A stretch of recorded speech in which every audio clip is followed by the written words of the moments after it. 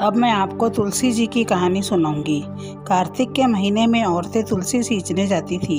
एक बुढ़िया माई भी तुलसी सींचने जाती थी और सब औरतें तो तुलसी सींच जाती थी, किंतु वह बुढ़िया माई तुलसी सींचने के बाद कहती, तुलसी माता सतकी दाता, मैं बिड़ला सींचू तेरा, तू कर निस्तारा मेरा। तुलसी माता अडुआ दे लडुआ दे, पीताम्बर की धोती दे, मीठा मीठा घास दे, बैकुंठा को बास दे, चटका की चाल दे, पटका की मौत दे, चंदन को काठ दे, झालर की झनकार दे, साईं को राज दे, दाल भात का जीमन दे, 11 को दिन दे, कृष्ण जी को कंधो दे। उसकी बात सुनकर तुलसी माता चिंता के कारण सूखने लगी। कृष्ण भगवान ने तुलसी जी से पूछा कि इतनी औरतें तुम्हारी पूजा करती है, जिमाती है, तुम्हारे गीत गाती है, फिर भी तुम सूख रही हो, सो क्या कारण है? तुलसी माता ने कहा, भगवान, आजकल एक बुढ़िया आती है, सो रोज पूजा के बाद इस प्रकार कहती है। भगवान को सारी बात कहकर तुलसी माता ने कहा, और सब तो मैं उसे दे दूंगी, किंतु कृष्ण का कांधा कहाँ से दूंगी?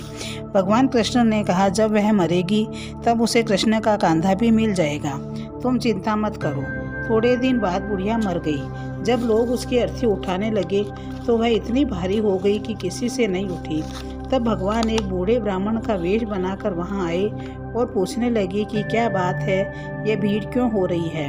तब लोगों ने बताया कि एक बुढ़िया मर गई है, पर पता नहीं उसने क्या पाप किया था, उसकी लाश में इतना वजन हो गया है कि कितने लोग मिलाकर उठा रहे हैं, फिर भी नहीं उठ रही है। भगवान कृष्ण ने कहा कि मुझे इसके कान में एक बात कहने दो, फिर यह उठ जाएगी। लोग दूर हट गए।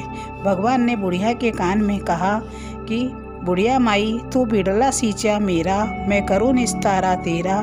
अडुओ ले गडुओ ले, पीताम्बर की धोती ले, मीठा मीठा घास ले, बैकुंठा का वास ले, चटका की चाल ले, पटका की मौत ले, चंदन का काठ ले, झालर की झनकार ले, साईं का राज ले, दाल भात का जीवन ले, कृष्ण को कांधो ले।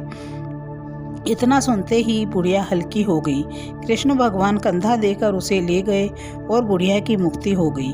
हे तुलसी माता, जैसे उसकी मुक्ति करी वैसे सबकी करना, जैसे उसे कृष्ण जी का कंधा मिला वैसे सबको मिलना।